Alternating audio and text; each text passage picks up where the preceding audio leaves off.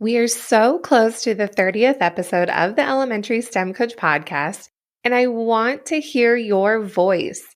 To celebrate, leave me a voice message and let me know how this podcast has helped you. Leave a message with your name and be entered to win one of 3 Teachers Pay Teachers gift cards to help you grab some fun STEM resources for your classroom. You can actually leave me a voice message anytime with any comments or questions. But this particular giveaway will end October 21st, 2022. Your messages will be played on our 30th episode.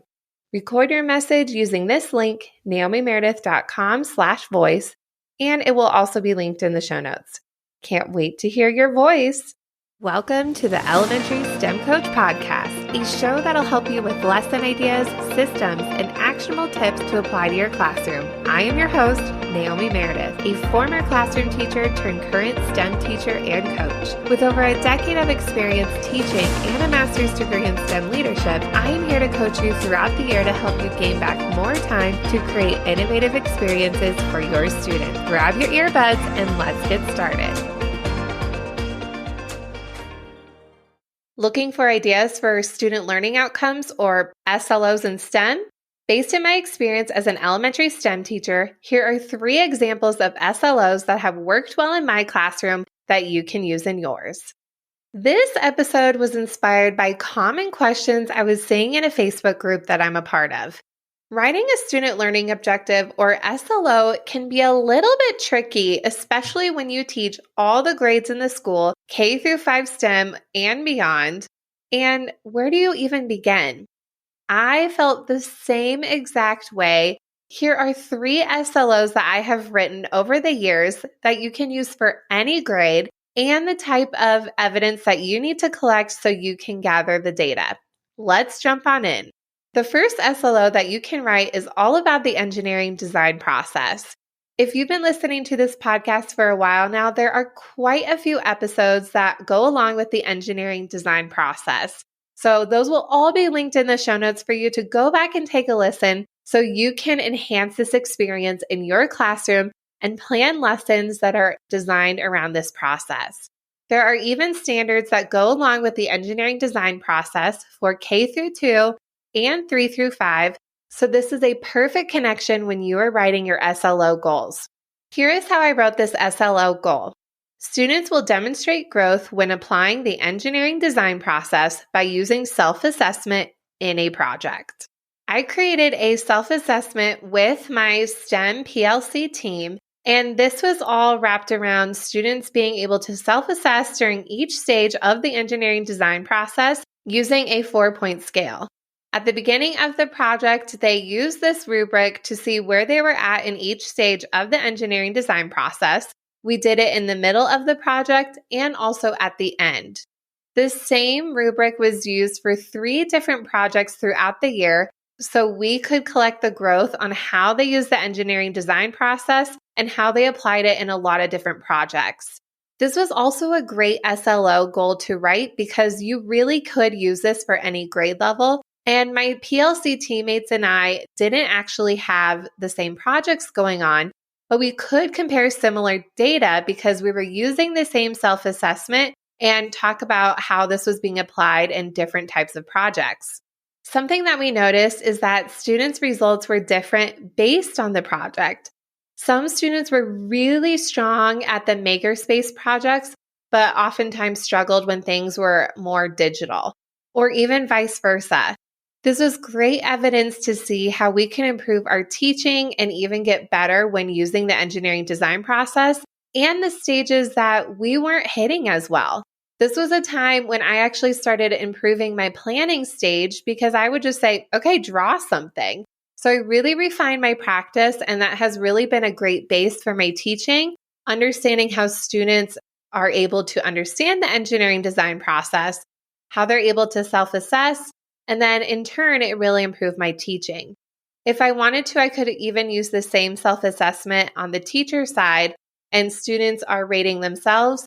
And then on another sheet of paper, I could rate where I think they are at and then compare the data that way. Again, this would be a great start, especially K through 5, and having it in kid-friendly language would be very beneficial and it'd be really great to see that growth on how you use this process within your classroom. The second SLO goal that I have written over the years is about how students are problem solving and using their resources. This is the SLO that I wrote with my 4th year of teaching STEM because I had known the kids then being their 4th year of me knowing them, and I wanted to see how they were using the resources that I was providing them to be successful. Here is how I wrote that goal. Students will be able to problem solve and be independent in their work by using available resources and strategies. Just like anything that you teach, as a teacher, you are going to build up resources and strategies for ways to attack a problem.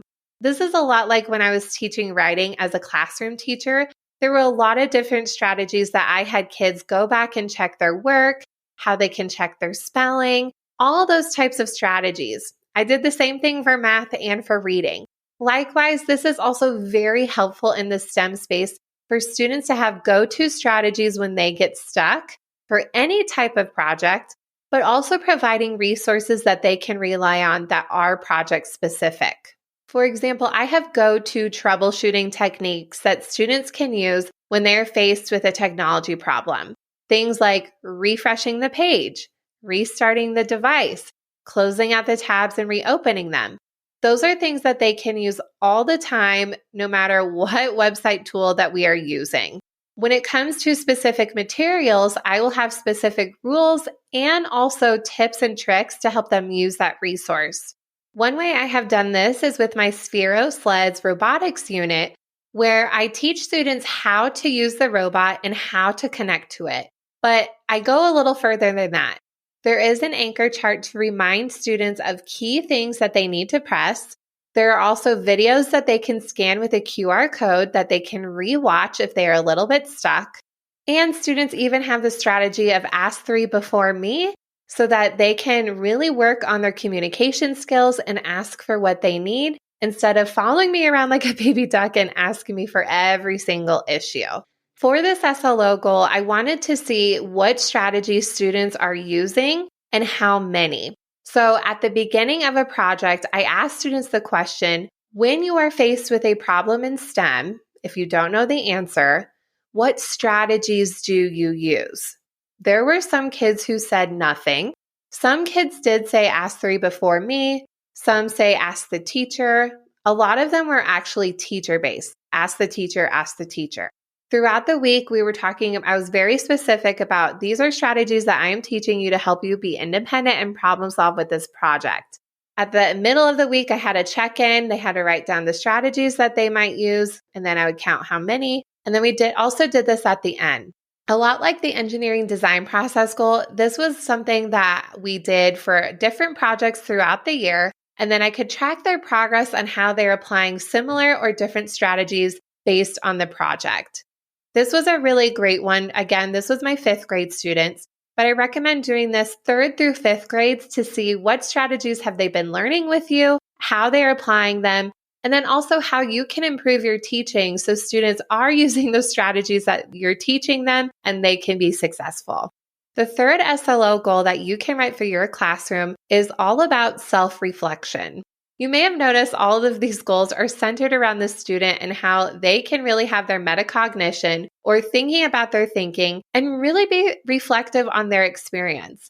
I am there as their guide on the side. I'm not their sage on the stage. My goal is to help students build those soft skills in my classroom, and it's really not about the cool tools. None of my goals are about how can you use a robot. Some kids might be successful, some might not, but the goal is, are they problem solving? Are they collaborating? Are they critical thinking? So really think about how these goals that you're writing can work with multiple projects throughout the year. They're really dealing with those soft skills. For this goal for self-reflection, I wrote it as, students will be able to improve and reflect on their work by using self-assessment tools. The more that I have been in this position, the more I realize sometimes students have a hard time going back and improving their work. They finish it, they are one and done, they're ready to move on. But we know as inventors, as engineers, as problem solvers, that we're always going to go back and improve, and everything can improve. Practice makes better, not perfect. Perfect doesn't exist. That's one of the growth mindset things that I tell kids. So it really is a practice to help kids self-reflect and be thoughtful when they are creating. Some ways that I can collect data on this goal is using self-assessment checklists that are related specifically to the project, peer feedback so they can compare their answers to others based on the work that they have provided. I can even assess them using that same reflection checklist as well. Rubrics are another great way for students to self-assess if they are written in kid-friendly language. Back in episode 26, I talked about how I plan a STEM lesson, and there was a part where I talked about how I structured a rubric for students that are in kid-friendly language and how you can do that on a 4-point scale that can be effective when you are grading and also when students are reflecting on the work as well. Another way that students can reflect is having the same questions that are used throughout the year. So students are used to these types of questions, but their questions will change. When you're collecting evidence, you can use evidence from all these rubrics. Maybe you count up how many responses they get. Especially if you have a rubric, this would be really helpful as well because you can really base it on the amount of points that they get or the overall score. As a recap, here are the 3 different examples of SLO goals that you can write for your STEM classroom. First is using the engineering design process as your base. Next, find ways that students can problem solve and use those resources. And third, using self-reflection as an assessment tool. I hope this helps you think about the lessons that you are teaching throughout the year so you can gather data no matter what project that you are using. And you could definitely see that growth in your students, even if you see them for a short amount of time. As a reminder, don't forget to leave me a voice message. I would love to hear your questions or comments and how I can best serve you on this podcast. Thank you so much for listening to today's episode of the Elementary STEM Coach Podcast. I would love to connect with you over on Instagram at NaomiMeredith_ or send me an email to elementarystemcoachpodcast@gmail.com. Also, make sure to check out my website, NaomiMeredith.com, to see all the show notes from today's episode and shop my K-5 STEM resources. Any questions you have, needs for resources, or ideas for episodes, get in touch. I'll talk to you soon.